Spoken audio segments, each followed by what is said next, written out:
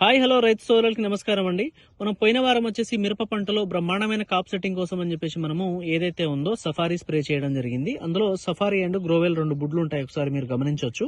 ఇది పై ముడతకి కింది ముడతకి దాంతో పాటు ఎక్సలెంట్ గ్రోతింగ్, వచ్చిన గ్రోత్ మీద ఎక్సలెంట్ ఫ్లవరింగ్ వస్తుందని చెప్పేసి మనము ఈ మందులు స్ప్రే చేయడం జరిగింది.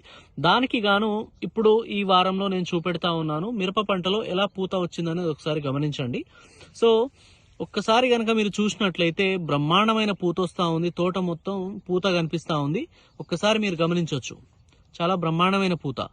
సో ఈ పూతని గనక మనము కాపుగా సెట్ చేసుకున్నట్లయితే ఒక బ్రహ్మాండమైన కాపు సెట్ అవ్వడానికి అయితే చాలా అవకాశాలు ఉంటాయండి. ఒకసారి చూడండి పూత ఎంత బ్రహ్మాండంగా వస్తూ ఉందో, చెట్టు నిండా మొత్తం పూతే. సో ఈ పూతని మనం కాపుగా సెట్ చేసుకోవాలి. చూడండి ఇలా వస్తూ ఉంటుంది పూత. సఫారీకి అయితే పూత అసలు మామూలుగా ఉండదు. ఖచ్చితంగా పూత దశలో ఒకసారి సఫారీ స్ప్రే చేయండి. ఇంత బ్రహ్మాండ